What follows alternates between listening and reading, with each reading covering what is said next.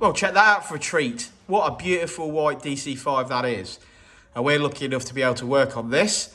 It's had a lot of bits and bobs over the last couple of days, and we'll talk about them towards the end of the video. But just appreciate that before we start tuning it. Here we go.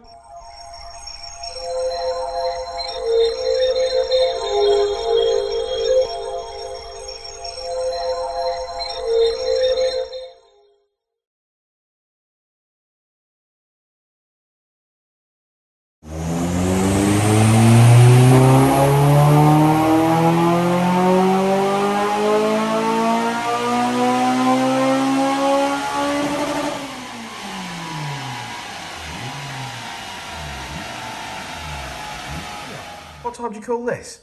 Late. It is late, isn't it? It's gone 5. Well, unfortunately, Sometimes you just got to get stuck in, ain't you, Rich? Well, I feel like we're not necessarily behind, but This is going to help us.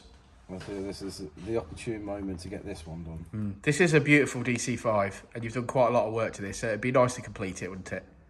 For sure, yeah. We had a couple of teething issues early on today. The speedo didn't work, but we put a speedo ring from an EP3 on the diff because it had a Aftermarket helical diff in it, which had the drive already built onto it. So we sorted out a few teething problems. The base file, because it's a DC5, is not the same as an EP3, so there was some teething issues obviously getting that up and running, but we've done a few pulls. It's all running nice, so we'll get that fuel in. We'll crack on with it and talk about the mods at the end. Yeah, crack on and get on with it. Do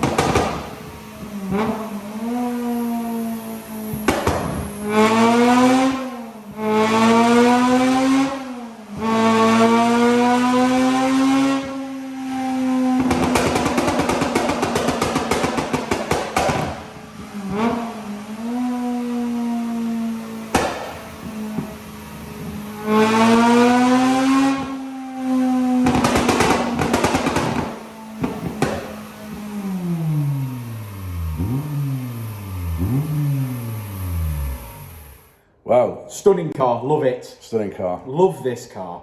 Bumper's my least favourite part. I see. I love that. I love the shape of that. That's not because I have a problem with the bumper and there's anything wrong with the bumper. It's just I'm an original look guy. I like a car for the original look of the car, and I like the original look. I'm not so keen on this front bumper. But I really like it. Apart from that, stunning car, lovely and clean. Good loads to this, isn't you? Yeah, low mileage. So we removed the plated diff because the customer didn't like it. It was fitted by the previous owner. So it feels like every time he tries to drive it around, it feels like something's broken. Sounds broken. So we fitted a helical diff in it. We've had to take a speedo drive off another diff that we had, so we took another box of parts, just a spare one, the broken casing, put that onto it. We've realised today that we've got no speedo, so we've took the speedo drive from the EP3 and fitted that as well, because obviously they needed to match up. I don't know what speedo drive they've used to match up with the plated diff, because that was already cut onto the diff itself. Yeah, so maybe it was a special one or what, I just don't know. So yeah, we sorted that problem out. We did inlet manifold in this car. The customer supplied an RRC inlet manifold. Looked to be for an FN2, didn't it? But unfortunately, I think it was for an FN2 and not for obviously the A engine and the A2 engine. So we supplied him with a Skunk 2 Pro Series. So we fitted that. He's got a Tegua carbon airbox, lovely setup for this car. I'm not entirely sure what exhaust it is on this car. We did fit a 4-to-1 decap manifold on it, and then it had like a 2.5-inch system. I'm not entirely sure what that was, but again, adequate type system. Sounds nice, don't it? Sounds really nice. It's not offensively loud. It's not raspy or anything like that. It's got a lovely tone to it. Obviously, we've tuned today. We don't have many bass files, to be fair, or many files that we've done with tags. We've done one before, but it had been converted to an A2 engine rather than the A engine. So is that why we're here, gone 6 o'clock, Richard? Yeah, because we wanted to start from scratch. So we've obviously just started with a base A2 Integra file, and then obviously we've tuned from there. So it took a little bit longer than it would normally do in the instance, because we've got many files with many different. Many different tunes, for example. So we always find something that's close, and then obviously tune from there. We've had use that as our base file. Use it as a base file and go from there. Dial in the tune, dial in the fuel and the timing and stuff. Yeah, but we've started from scratch with this car today, really, to be fair. So we've gone through a few bits, little bits, even like getting the pops and bangs on it was a little bit of a task in itself. But we've sorted that. We've got it all done. The customer wanted that, so really happy. I think we finished on 235 today, so I'm quite happy with that. I think with a slightly bigger exhaust. We know these Tegua air boxes are good for a bit of cold air feed, but they don't generally make the maximum amount of power. Really, I'd expect this car to make around the 240, 245 with absolute perfect mods in it. So we've probably got 10 brake left in it. If the customer wanted to perhaps put a bigger exhaust on there or whatever, then there's a little bit left. But power curve is beautiful. It's seamless. It tuned up lovely. So one of my favourites this year so far. This car. I'm sure he'll be happy. Right, shall we have a look at the graph? Why not? I mean, it's like 6:20. Let's just look at graphs and stuff now. There we go. That's us finished. A nice swooping curve. We've got 235.9 brake horsepower, 202 at the wheels. One last look at this stunner. Yeah, he's gonna be really happy when we tell him about that tomorrow, I think, and he's gonna love collecting that. Yeah, that's how he wanted it. It's gonna drive smoothly. It's gonna have nice smooth power. It's gonna love it, Rich. It's gonna love it. I hope so. Code word for this video, for anyone who could be bothered to get to this point in the video? Limited slip diff. Oh, limited slip diff. Love it. So, limited slip diff at the bottom. Let us know that you're still watching this point of the video.